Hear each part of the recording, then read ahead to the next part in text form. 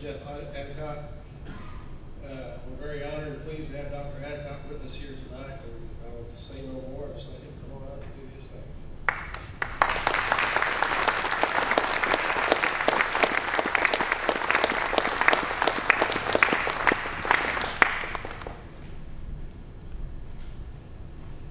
Okay, well, it's a great pleasure to be here tonight.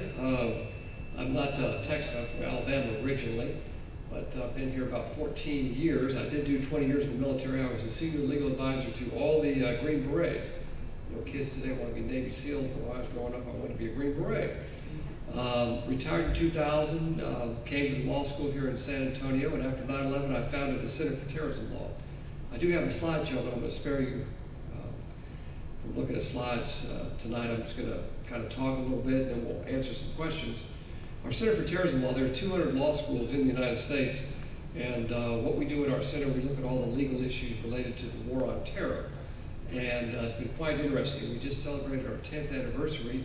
We had Governor Rick Perry come down and help us celebrate, and Marcus Luttrell, who is the author of the book Lone Survivor, and also the person that survived. This thing is going down here a little bit. That's how we lost at Gettysburg. And so over the years, we've done a lot of interesting things. I've done 2 amicus briefs to the Supreme Court. I'm the only law professor in the country that works with the government in Guantanamo Bay. I've been down to Gitmo. I've testified before the U.S. Senate and before the House of Representatives. Met President Bush 5 times and provided legal advice to the executive branch. President Obama knows who I am and what our center does, but he hasn't been calling me for some reason. But, you know, when I was in the military, my approach was you tell the boss is wrong, and then you tell him how to fix it. So if I was speaking during the Bush administration, you would hear me say some harsh things about President Bush. Nothing personal. It's just that these people are elected to serve us. We're not here to serve them. And we have to remind them, you know, basically what the will of the people is. When our founders put this country together, they had a certain premise that they started when they decided, you know, what type of a government we want. And their premise was that man is no damn good. And from there, they went on to establish term limits and checks and balances because, as Lord Acton once said, power corrupts, and absolute power corrupts absolutely. And of course, the Judeo-Christian background, in fact, all religions recognize that man is inherently wicked, related to a perfect creator. And so it is with politicians. Politicians are kind of like used car salesmen. I don't care who they are. They're all, you know, they all have a dose of what I call power lust in their old sin nature. You know, that's okay. I mean, you might as well admit it. If you've got a trend towards that, you might as well say that's what I got.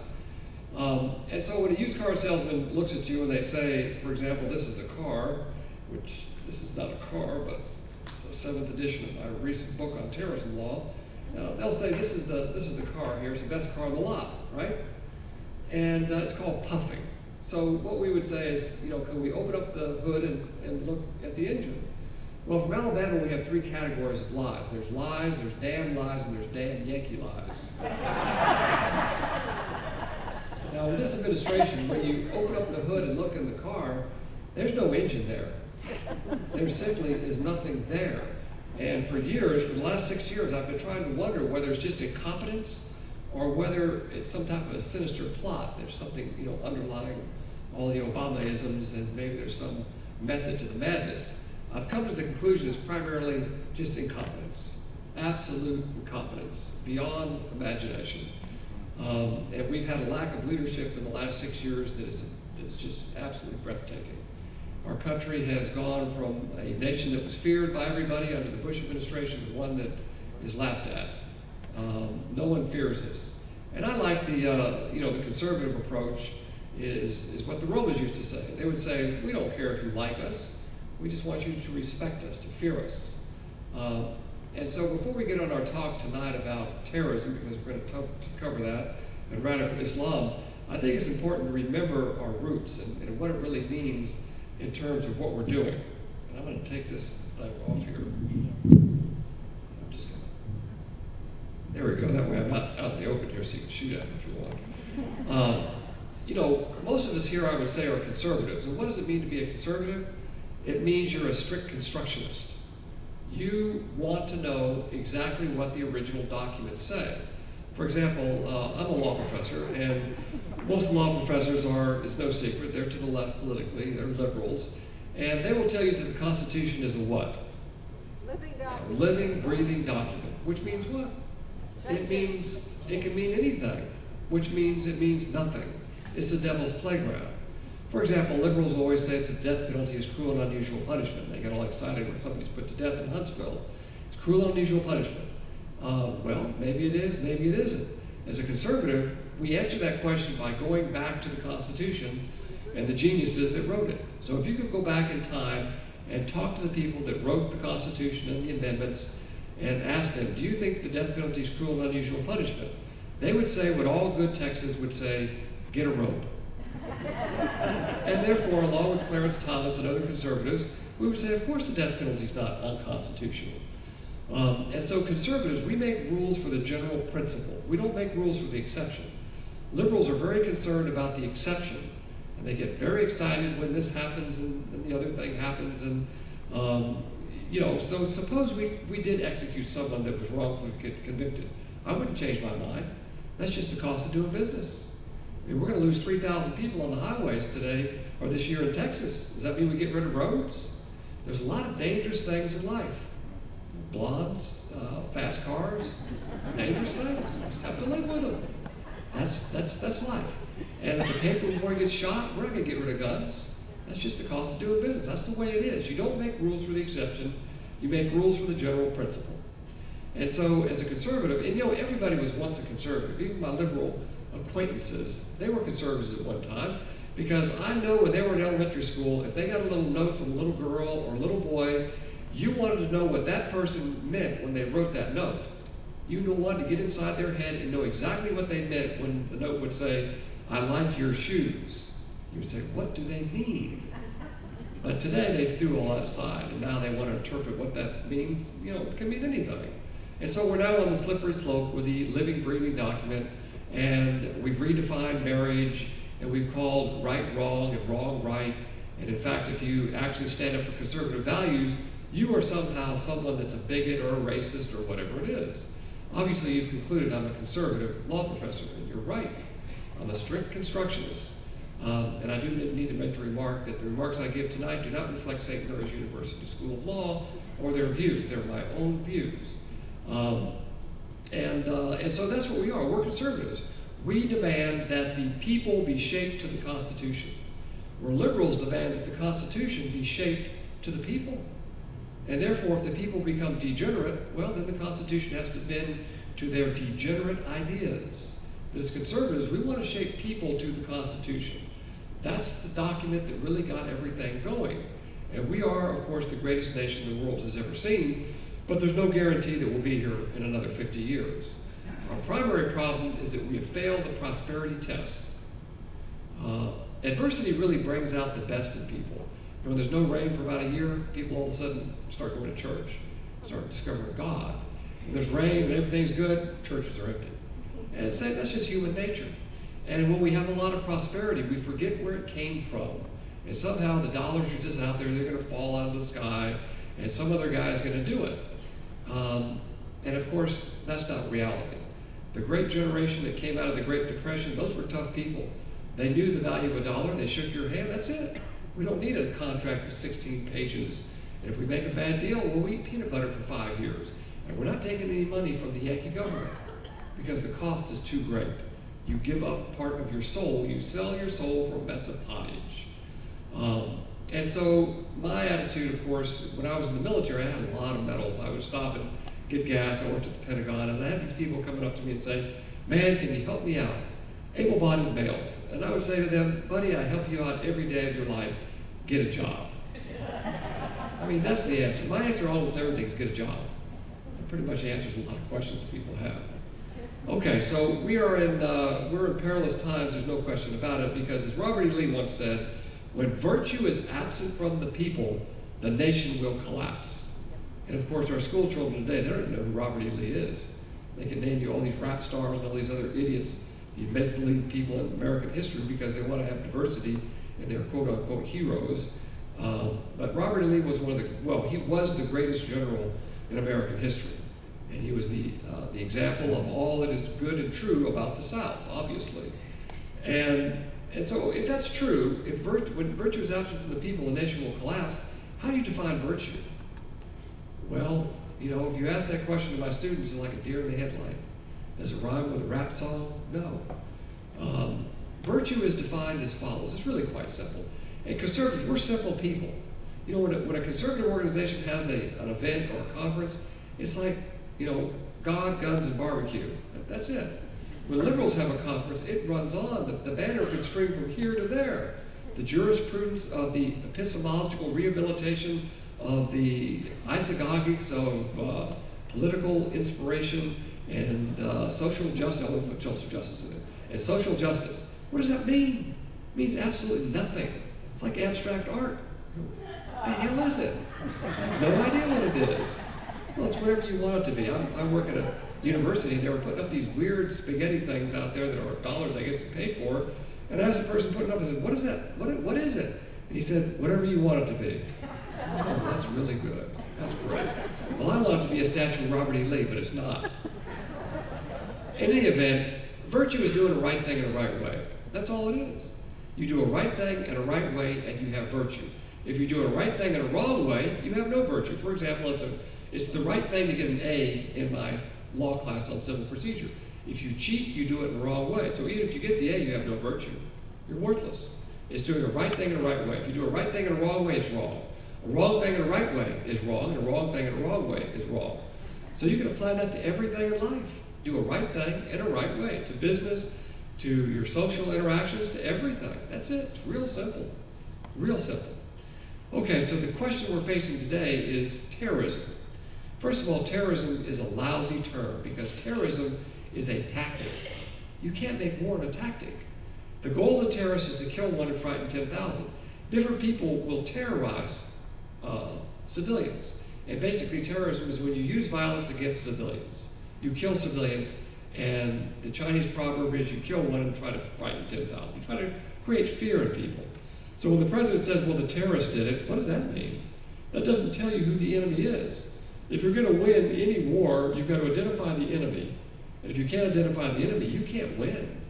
So terrorism comes from four sources. The first source is just the criminal, the arrogant criminal that engages in terrorism. We had a fellow in Killeen recently that took his guns out and started killing fellow soldiers.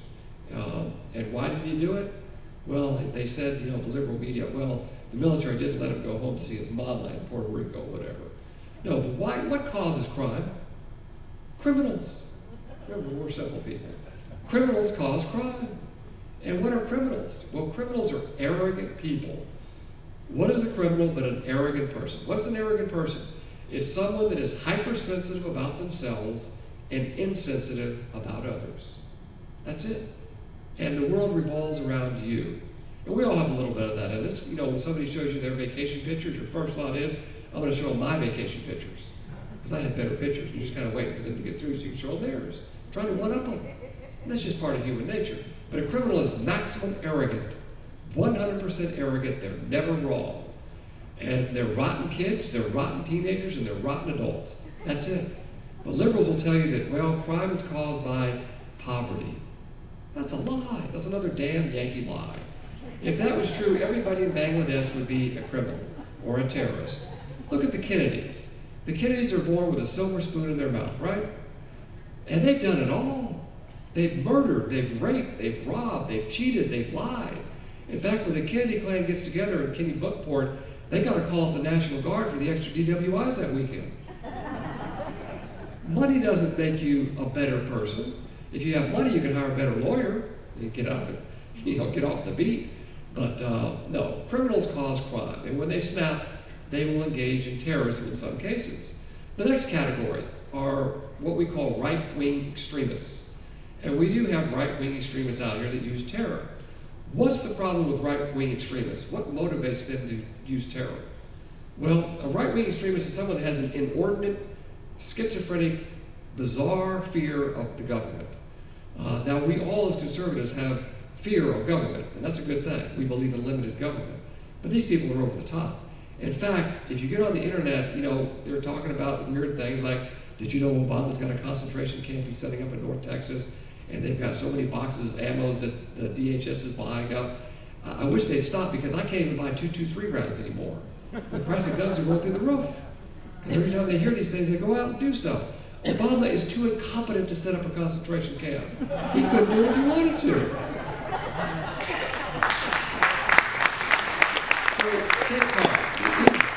These folks they couldn't find their gluteus maximus if they had both hands on it. They couldn't think their way out of a wet paper sack. They're too busy playing golf on the golf course and, abusing power. And so when one of these right-wing extremists snap, what do they target? They target symbols of federal authority. Timothy McVeigh was not a Christian right-wing extremist. He was an agnostic. He was raised in a Catholic family, but he clearly stated, I'm an agnostic. Didn't have any religious feelings one way or the other. So he's not a Christian right-wing extremist. But he was a right-wing extremist. He had an inordinate, very bizarre fear of all government. And the black helicopters are landing on the church parking lot and they're coming to get us and take us away. So he targeted the Federal Bureau building in Oklahoma City, killed women, killed children. They don't care. We had a fellow that crashed his plane into the IRS building in Austin a few years ago. Remember that? Right-wing extremist. I'm sure some of you probably cheered silently. But that's what these people do when they snap. Then we have left-wing extremists that use terrorism. What's their problem with America? What do they not like? What's a left-wing extremist not like? Well, left-wing extremists, basically, they hate capitalists. They hate capitalism. That's basically their bottom line problem.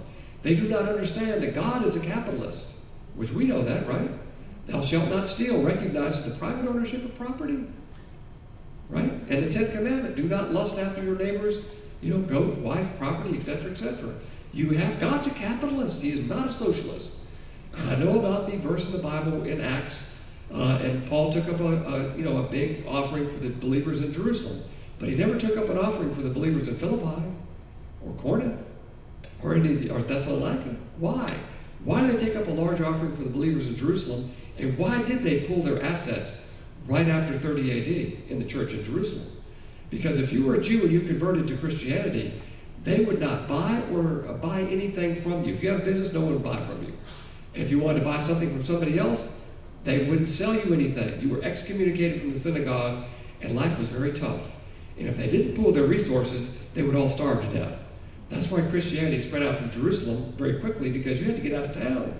So Paul did take up an offering. But what did he say in Thessalonians? What's the general principle? What's the divine principle about working? What did Paul say to the bums at Thessalonians in the letter to Thessalonians? Yeah, if you don't work, you don't eat. Get a job. That's the divine viewpoint. And Abraham and Isaac and Jacob, they weren't, poor goat farmers. They were multi-millionaires of their day. So God's a capitalist. Also, God is a nationalist. And we as conservatives are nationalists, right? We don't care what the rest of the world thinks. We do not worship at the altar of the United Nations. We give them half the peace sign if they ask us our opinion. What happened to the first UN building? The Tower of Babel. It was struck down. God believes in in nationalism. He believes in taking power and putting it into national entities to have a balance of power. Because the one world government is evil. It's anti-biblical.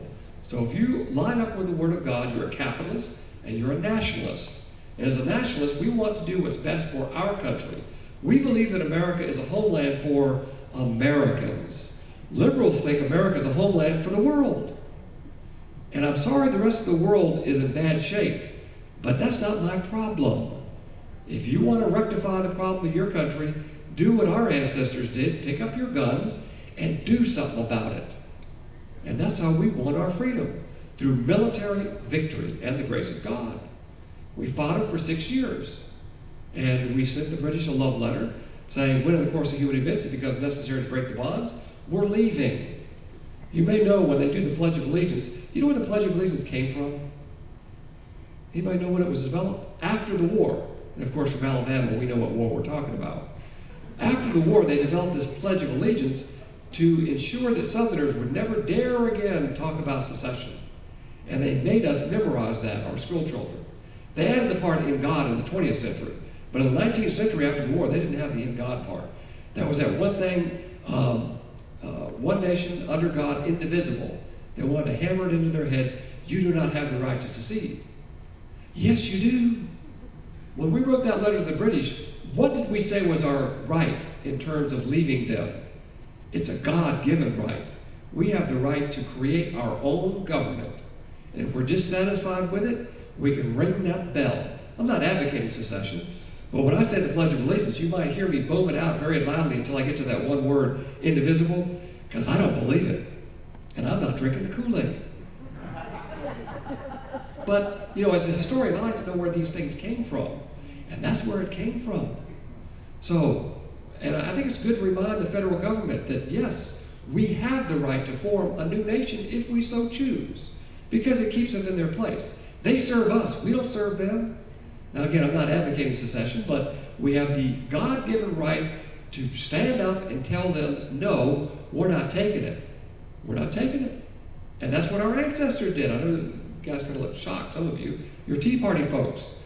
That's what our ancestors did.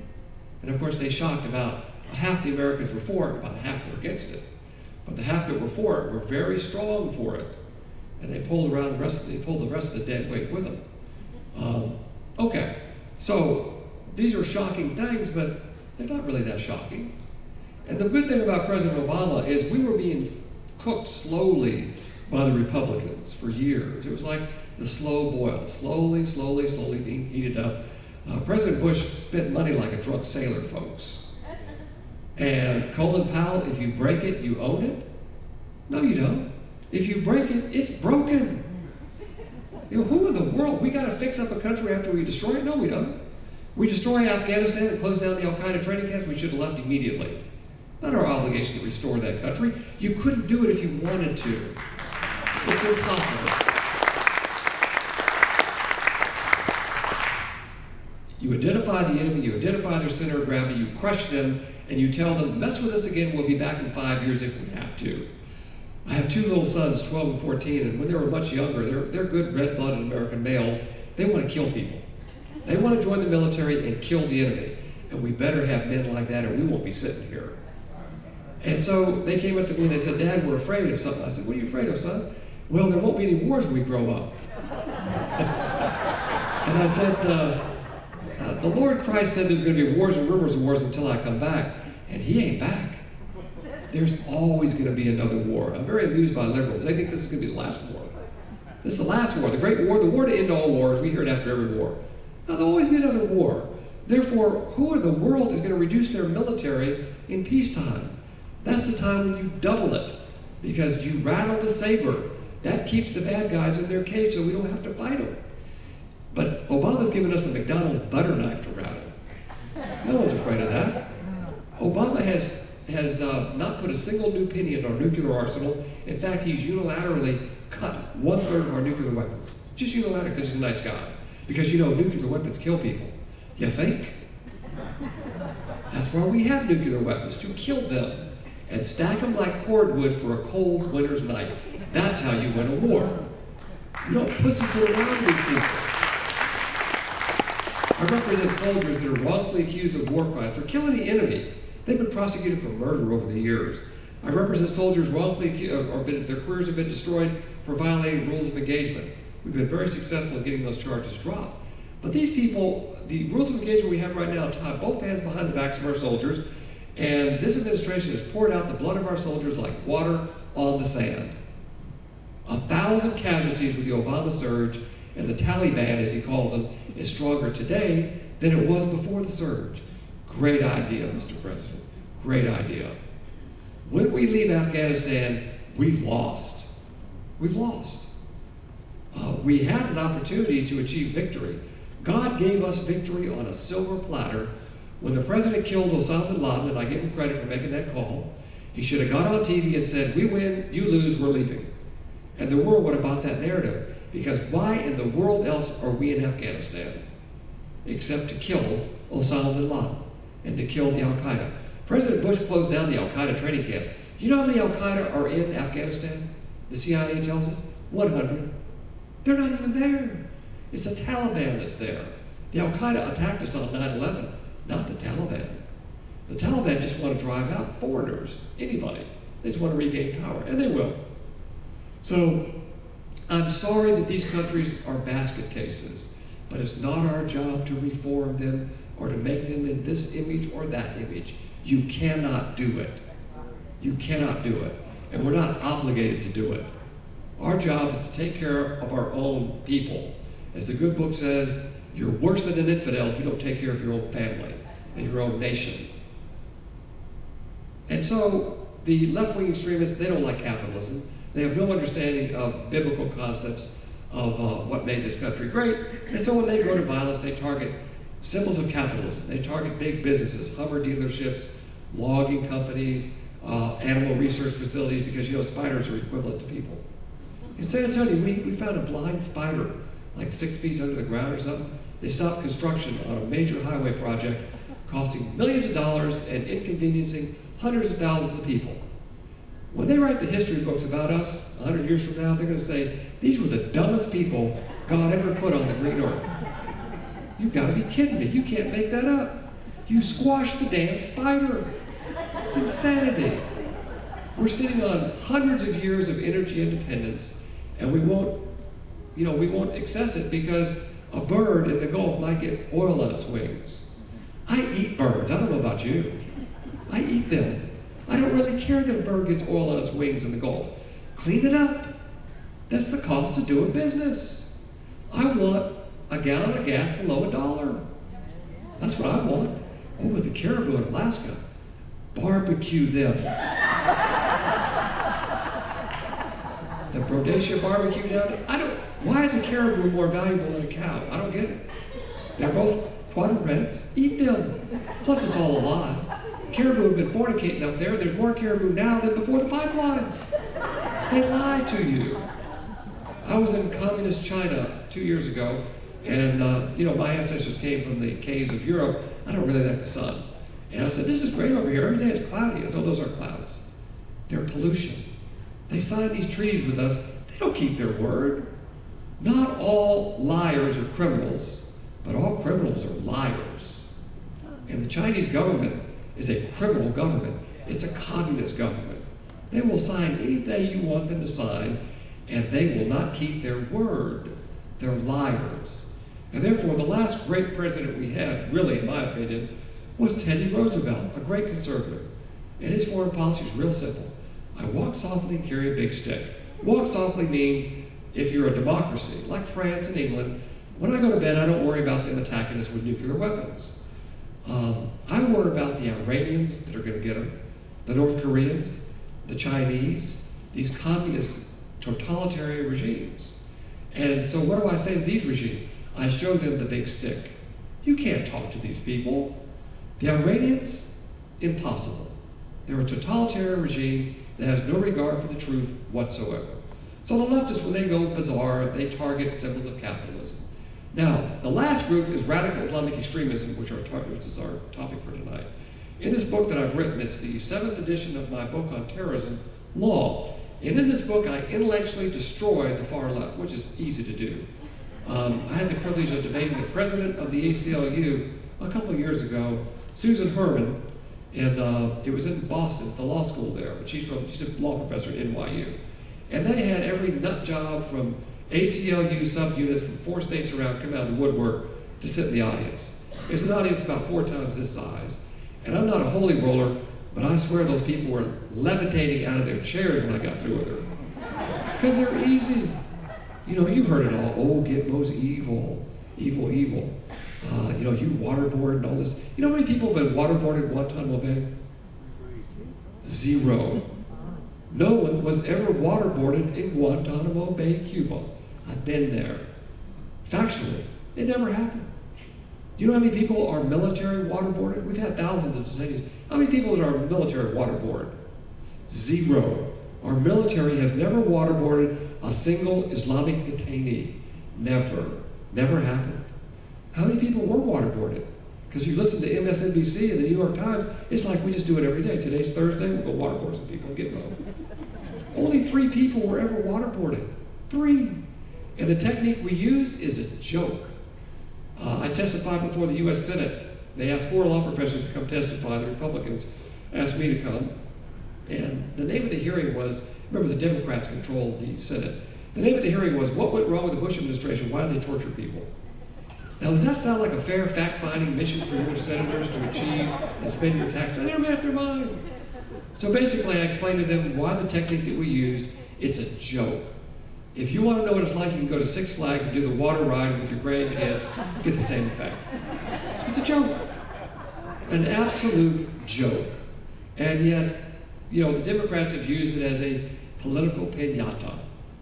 But that's the type of stuff I have in this book. It's just intellectually, it's not true. Now, we're in a state of war, therefore we have the right to detain them indefinitely until the war's over. In Guantanamo Bay, I just debated somebody on NPR from the Human Rights, whatever. And the poor little darlings, they try to starve themselves down there because they want the headlines to read, detainee dies at Gitmo, because they realize the propaganda value. And so we force feed them because we're not going to let them die. Therefore, we're the bad guys because we force feed them and we torture them.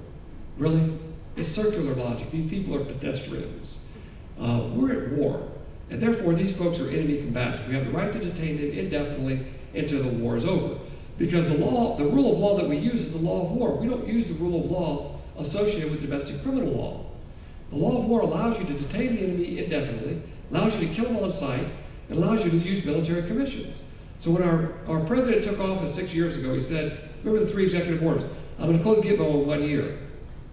What, you know, he was saying basically we were doing something wrong there.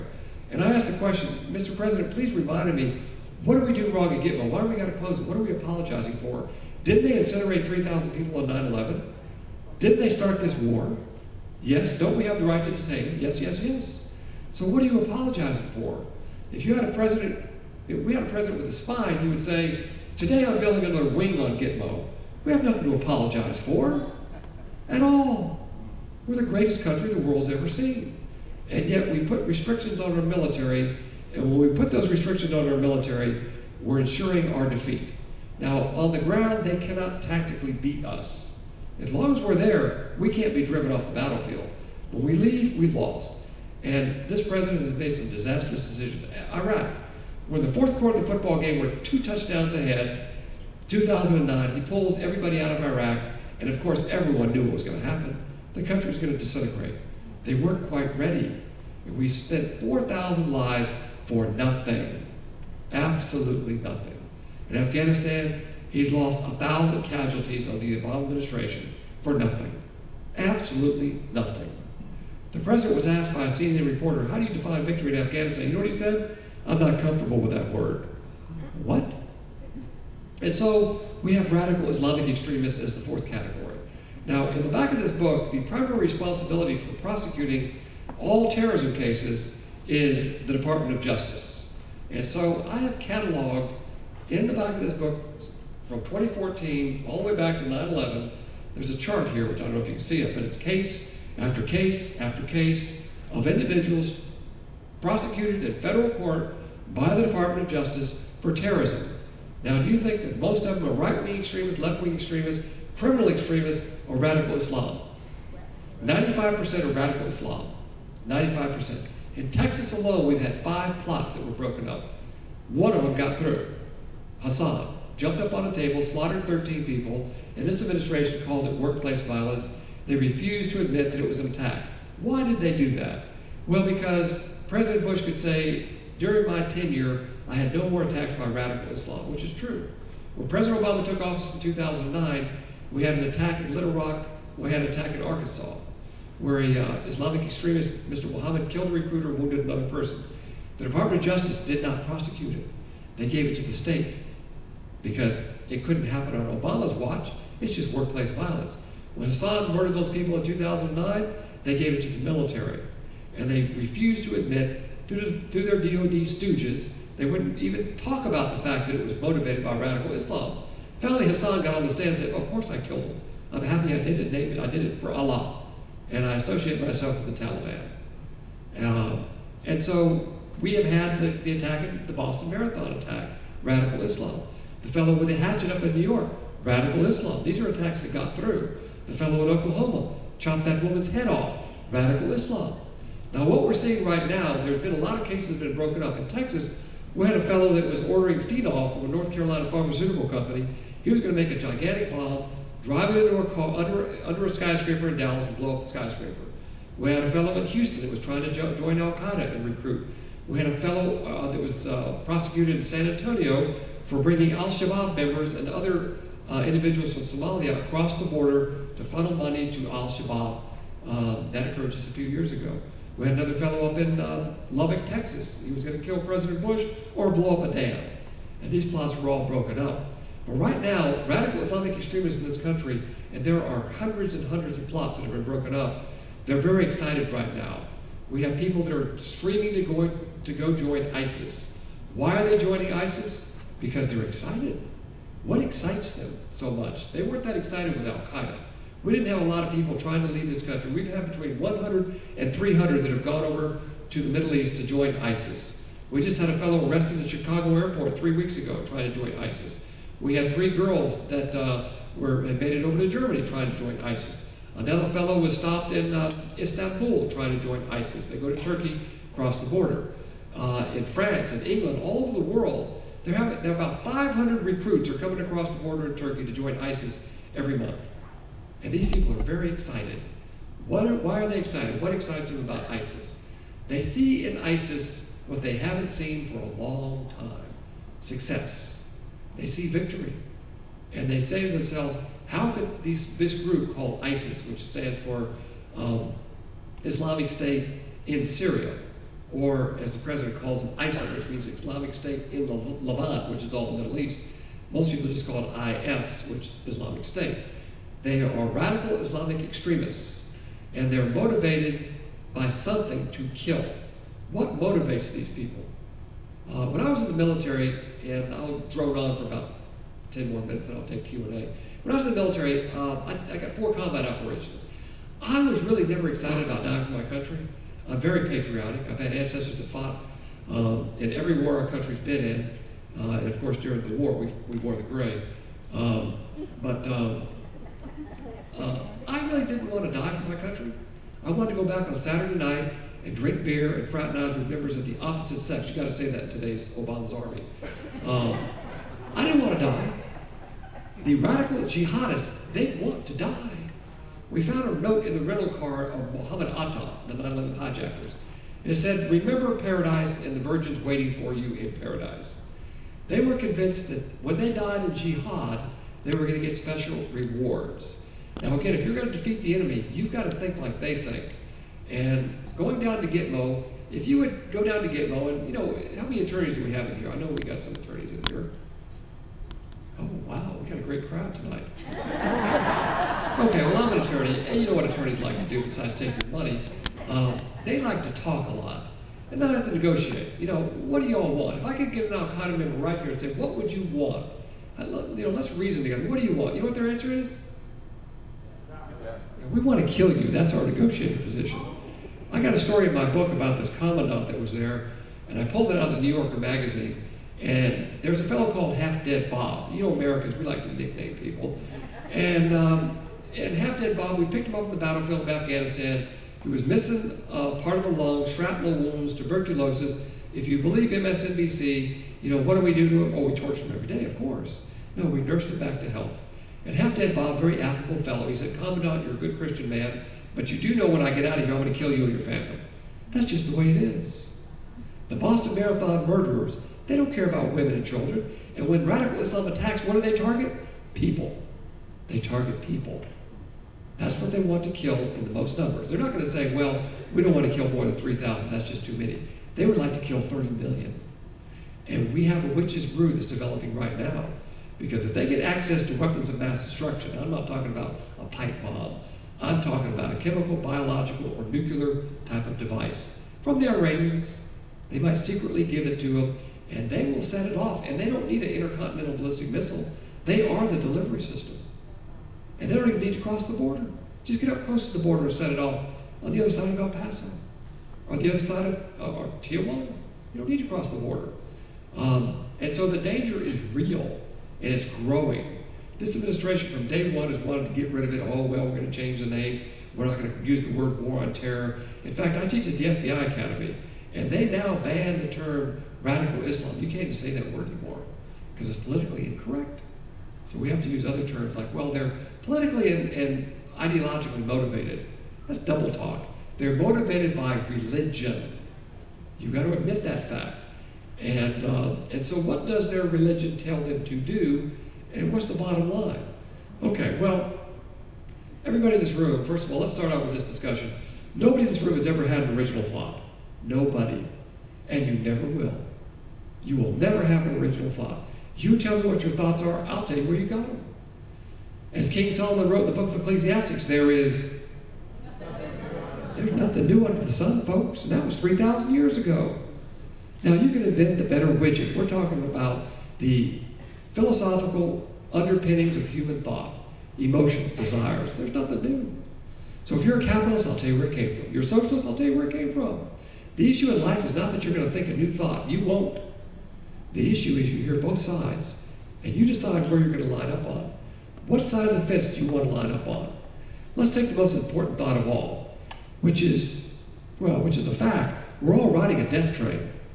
Every one of us. And it's going to make us stop someday. Some of us a little sooner than others. And you got to get off. Now, every religion, there are 7 major religions that have left their writings to us in written form. 7 major ones. And of course, most of us, why is Islam the fastest growing religion in the world, do you think? Is it because the belief is so efficacious? They have a lot of kids. That's why it's the fastest growing religion. Why are you what you are? Because your parents were what they were. You're a Buddhist because your parents are Buddhist. You're a Muslim because your parents are Muslim. You're a Christian because your parents are Christian. You're Catholic because your parents are Catholic, etc., etc. That's just the way it is. You're born into it. And of course, you've got a 1 in 7 chance to get the right religion, right? Those are good odds in Vegas. You've got a 1 in 7 chance of getting born into the right one. Because as you know, it takes a lot of courage to switch religions. If you one day would go home, to Grandma and say, Grandma, I'm now a Buddhist. What would Grandma do to you? Now, our culture does recognize you can marry a hottie, you can switch out, and kids will go to both religions or whatever. But other than that, As the Lord Christ said, he said, don't think I've come to bring peace to a family. I've come to bring a sword. You believe in my dogmatism, because he's very dogmatic. He was the most divisive person that ever lived. I will set mother against father, husband against wife. It's not all this love and lovey-dovey stuff. We're all brothers. That's a damn lie. We're not all brothers. What did Christ say to the Pharisees? Your daddy's the devil. God's not the father of everybody. And we're not all brothers. If you're not in the family of God, of course, from a Christian perspective. In Hebrews, the Greek word, I do read the Greek, I'll just use the euphemism. You're an illegitimate child. I like the B word better. In any event, what does Islam say? What motivates these people to want to die? Well, all religions have something in common. What do they have in common? They all realize that man is bad, and that God, Nirvana, or whatever you want to call it, is good. All religions have the same moral code. Don't steal, don't lie, don't cheat. C.S. Lewis did a great job on this when he wrote about mere Christianity. All religions have the same morality. I laugh when people say, I want Christian morality. Really? It's the same as Jewish morality. It's the same as the pillars of Islam. The Buddhists have what's called the middle path. Confucius, the good citizen. Don't steal, don't lie, don't cheat, don't murder, don't commit adultery. The moral code's the same. The moral code doesn't save you. Morality is the same. And then, of course, all religions have a system of rituals, right? Right. What's the goal of all religions? When you die, to have fellowship or union with your Creator, and not to go to hell because they all have a bad place. So that's what they all have in common. What's the differences?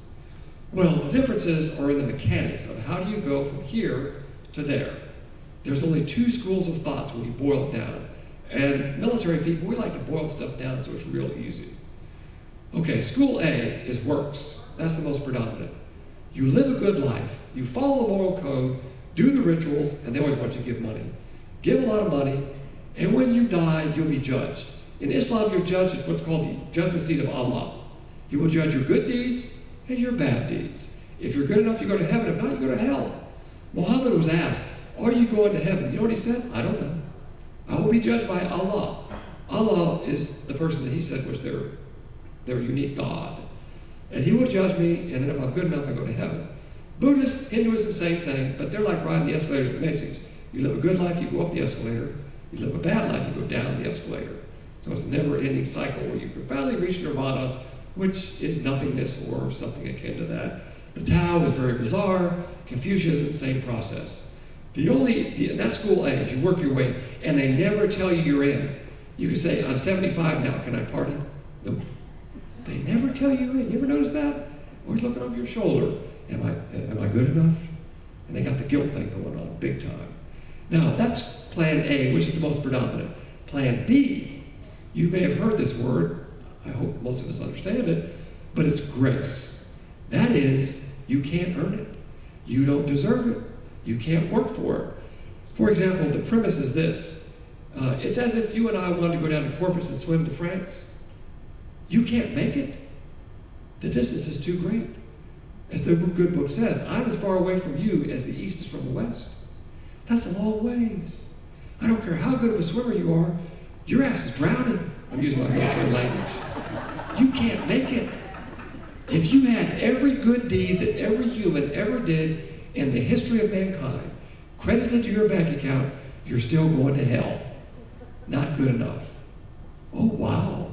Well, how can I have union with a perfect God? Because mathematically, if God is perfect and he lets in one speck of imperfection, what is he now? Imperfect. He can't let you in. Oh, wow. Well, how am I going to get in? Well, in eternity past, God developed this plan called grace. And that is, a true human has to pay the price. And that true human was the second person of the Trinity. Jesus Christ came in the form of a man in the fullness of time, and he was on the cross for 6 hours. The first 3 hours, he never screamed out in pain. You know that? Never screamed out in pain. He said, John, this is your mother. Mother, this is, or he called her woman. Woman, this is your son. Father, forgive them, they don't know what they're doing. And then at 12 o'clock, he started to scream. And he screamed, Eli, Eli, lama sabachthani. That's the Aramaic, because that's what they spoke. Translation, Psalm 22, verse 1, written 1,000 years before Christ. My God, why have you forsaken me? The answer is given in Psalm 22:3. Because he is holy. God can only judge sin. And what caused him to start screaming all of a sudden? People were very interested. They said, why is he starting to scream all of a sudden? That's when darkness came across the face of Golgotha at 12 o'clock. They couldn't see it, but they could hear the screams. And they said, well, maybe he's calling for Elijah. Well, what caused him to start screaming? The first sin would be the woman. Was imputed by God the Father into his perfect being as he hung on that cross in his body on the tree, as Peter says. And he screamed. And he screamed, and he screamed, and he screamed. We get that from Psalm 22. It was repeated many times. And for 3 hours, he screamed every sin that every human ever did, past, present, future, because guess what? We're in the future. 2,000 years in the future. All those sins were slammed into him. And then he stopped screaming. At 3 o'clock, he stopped screaming. Just bing, stopped screaming. And he said, the vocabulary word is teleo. He said tetelestai, which means it is finished in the past, but the result that it stands finished forever would be a better translation. Mission accomplished. I died for the sins of every human that ever lived. That's the minus side of salvation. Now to get saved, all you got to do is say, I'll take it, and you're in. One speck of faith more than none at all, about the size of an electron going around an atom. Ephesians chapter 2, verses 8 to 9. And when you're in, you can never get out. And that's why it's called the good news, not almost the good news. So that's what grace is. And that's 101, straight up and down. No hard, no bars hold. And you keep sinning to the day you die, folks. So don't give me this stuff, why I cut down my sins. Yeah, okay.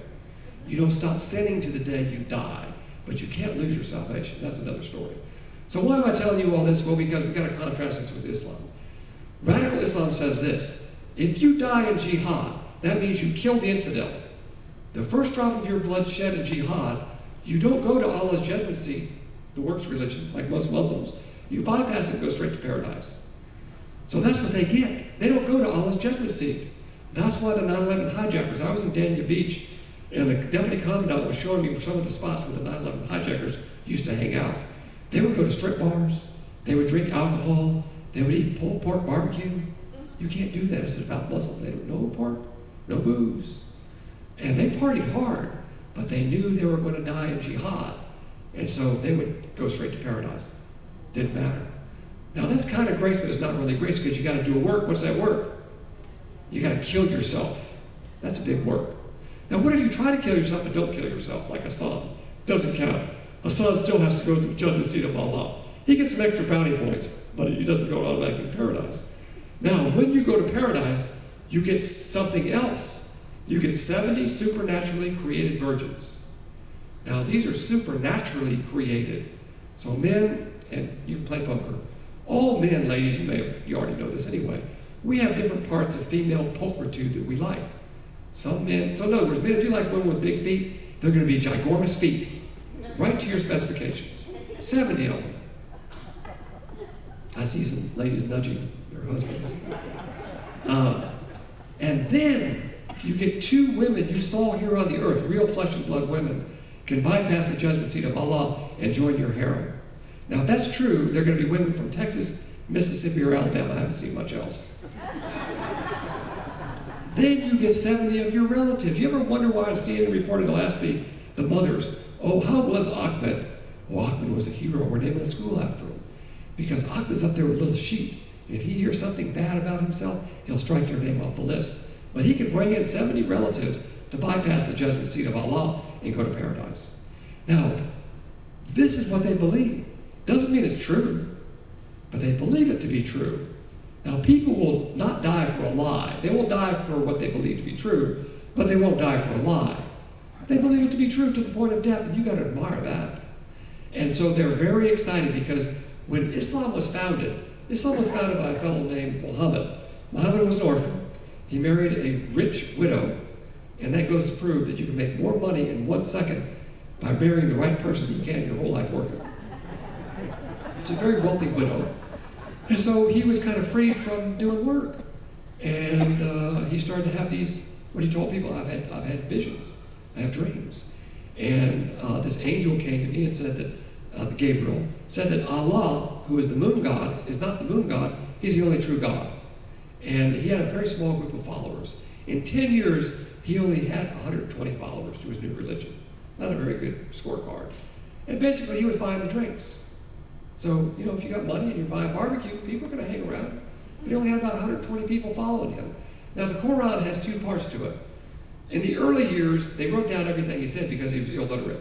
In the early years, he had all these verses like lovey-dovey stuff, smell the roses, drink Coca-Cola, everything's wonderful, you believe what you believe, I believe what I believe, all roads lead to Rome, blah, blah, blah. Flowery type of stuff. And then the city fathers threw him out of Mecca, and he went to Medina. There he gathered an army of 10,000, came back, and started to kill people, to cut their heads off, and to use his military force to fight. And then the verses turned to the dark side. Those are the verses that say, cut the head off the infidel. Destroy them. Oh, thank you.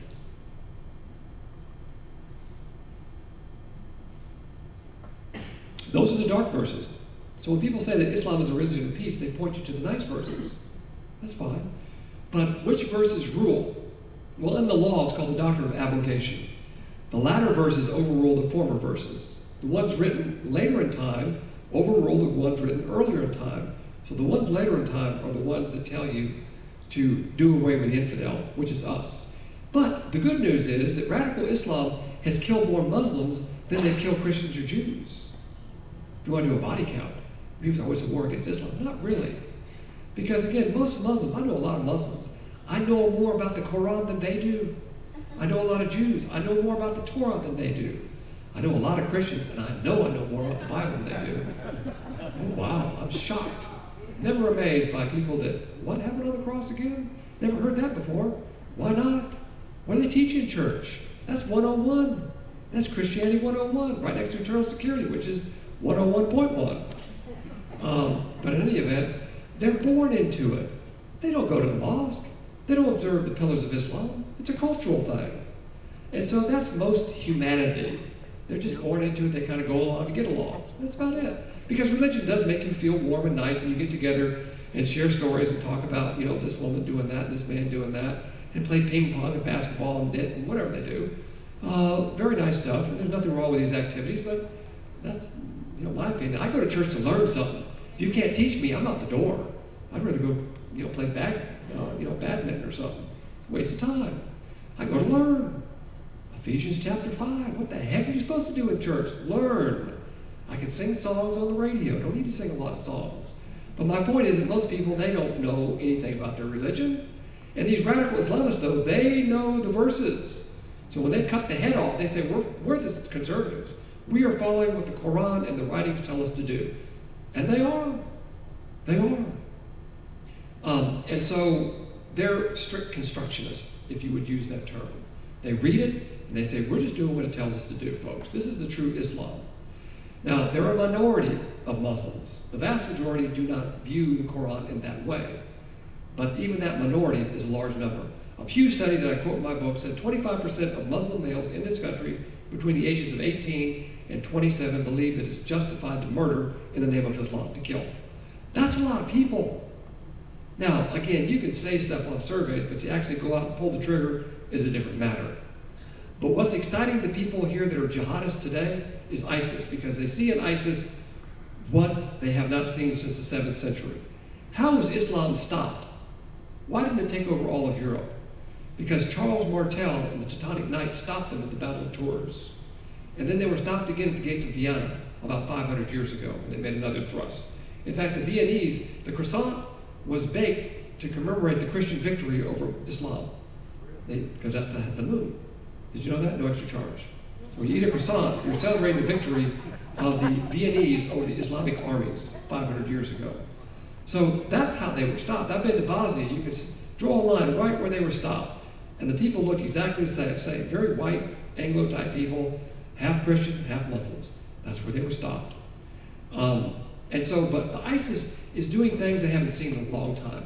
They are waving their black flag above the ground. They've killed lots of people. They've taken lots of territory. And so the jihadists are saying God must be on their side. How could they defeat the Iraqi army so quickly? How could they take so much territory? How could they acquire billions and billions of dollars? No one can stop them. And so they're energized in this country and all around the world. And you will see more of them getting guns and just going out in neighborhoods and killing people. The Oklahoma and the New York incidents and the thing in Canada, tip of the iceberg. In the next year, you're going to see a lot of these types of activities of these individuals that are going to go out and kill. But they can't kill in big numbers. The big number killing will come in about 2 years from now. The attack on 9/11 was Al-Qaeda from over there. They're more sophisticated. They've got the opportunity to plan better. That attack cost about $1 million to fund it. ISIS has billions of dollars. And when they plan an attack from over there, it will be a big one. So they can inspire people here to do the little pinpricks and instill fear in us, but these folks don't have the brains to pull off a big one. They can do a pressure cooker at a Boston Marathon and kill 10, 20, 30, 40 people, but I'm talking about a lot of people. And that is going to come if we don't stop them. And the real threat is not even ISIS. The real threat is Iran. The mullahs are Shiites. ISIS and Al-Qaeda come from the brand of Islam called Sunni, the Wahhabis. But the Shiites, they believe in this missing imam. And they believe that there has to be chaos on the world, and then the missing imam will come back and take over. And they intend to use those atomic weapons to create chaos in the world. And the best time to stop these people is before they get nuclear weapons, not afterwards. And that clock is ticking. And President Bush didn't do it. Bush said he was going to stop them, he didn't do it. Obama never said he was going to stop them, he never will. And it's real easy. I mean, conservatives here's how you stop them. You get an envelope, you put a bullet in it, you send it to the mullahs and say you got 30 days to close it down. Love Barack. That's it. You don't close it down, you either bomb them or they get the bomb. There's no two ways about it. That's it. That's how it's going to have to be.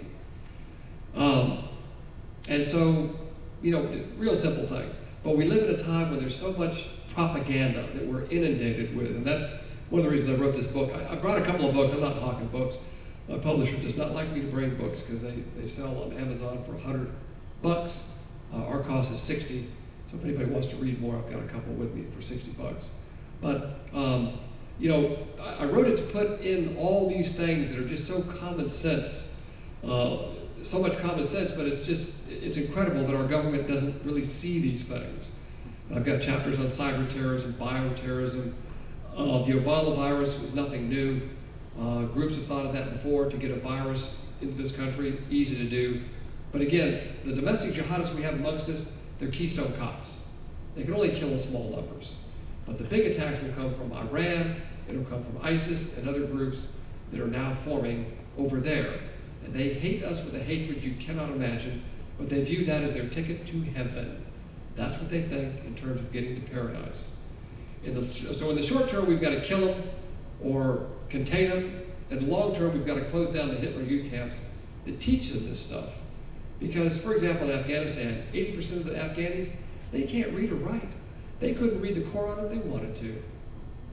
They're taught this stuff by their spiritual leaders. And so these voices need to be shut down. And so you can have the moderate Muslims tell them that no, the Quran should not be taken strictly in that manner. It's a works religion, you gotta work your way in. Or convert to, a religion that doesn't promote violence. And of course, as Americans, I don't care what you believe. I have my beliefs, you have your beliefs, you don't kill me, I won't kill you. If you want to talk about it, I'll be happy to talk with you about religious ideas. I've read all 7 major religions. I was a very curious kid at a very early age. I remember my great-grandmother, her daddy was in the 2nd Alabama Cavalry, fighting the Yankees. And she was like 97 years old. I said, "Grandmother, what's the meaning of life?" And she looked at me and she said, "Honey child, it all seems like a dream." And that's not a good answer. Anyway, what are your questions? Okay, I'll tell you a story while you're formulating a question. This is a true story which illustrates the propaganda things that go on in this country. In San Antonio, a few years ago, there was a newspaper reporter from the Express News that was sitting out there in Travis Square. And there was a dog attacking this boy. And before the reporter could do anything, another man pulled out his gun and shot the dog dead. The reporter went to this man and said, "That was a great thing you did, sir. Tomorrow's Express News is going to say on the front page, San Antonian saves boy from vicious dog attack." Well, I'm not a San Antonian. The reporter said, "Well, that's all right. It'll say, Texan saves boy from rabid dog." I'm not a Texan. Well, where are you from? I'm from Chicago. And the newspaper reporter said, "Well, in that case, the paper's going to read, damn Yankee kills boy's pet." It's all about the spin. The spin. Okay, you are going to give me nightmares tonight. I asked you that earlier. I tend to think that Obama is purposely dismantling our military. I wonder how you feel about that. Well, Obama is doing what all presidents have done, including Republicans. After a war, the first thing they want to do is cut the military. Now, liberals don't like the military at all anyway, and they cut it more so than Republicans. But it's this peace dividend. But they don't understand that the peace dividend, if you do cut your military, it encourages the totalitarian regimes to act. Because that's what makes them act, when they perceive you will do nothing. We should be building new brigades all the time, new ships, new everything. Because the symbol of freedom in this country is not the cracked Liberty Bell in Philadelphia. It's the fighting men in uniform and the men and women in uniform that support them. That's the symbol of freedom. Absolutely. So what President Obama is doing is what all politicians do. They see money and they see an opportunity to cut things. And of course, liberals, I agree with the premise that they somehow believe that it's a more peaceful world if you get rid of the military. We saw this idea after World War I. Remember? They formed the League of Nations. They said what causes war is weapons. Therefore, we'll get rid of weapons. They had the London Naval Treaty, the Kellogg-Briand Pact. We scrapped our Navy. We signed a treaty with England, France, and Germany. And then there was rumblings that the Germans were lying. Oh, but they wouldn't lie. They wouldn't lie. The Italians are lying. Oh, no, they wouldn't lie. The Japanese are lying. No, they wouldn't lie. And of course, oh, they lied to us. Totalitarian regimes will sign anything, and they will not keep their word. So you've got to keep your powder dry. You've got to have a strong, vibrant military. And if you're a Christian, you should be the best killer in the unit. Right? Right? Do all things unto the Lord. And you wouldn't have PTSD. There's no guilt complex about killing people. Kill them. That's your duty. I love Stonewall Jackson. You had it right. Okay. Benghazi. I would like to hear you explain that to us. Oh, wow. So many stories. And well, Benghazi is, don't urinate down my back and tell me it's raining. I'm going to miss President Obama when he goes. You know that? Because he really makes me look like a genius. Every time there's a terror attack, I simply assume the opposite, get on TV, and I'm never wrong. The first incident was 2009 when Hassan killed those people in Texas. Like everybody else, I was wondering what category, left wing, right wing, radical Islam, or just a criminal nut. When I heard the administration, through the FBI, put out a memo within 2 hours,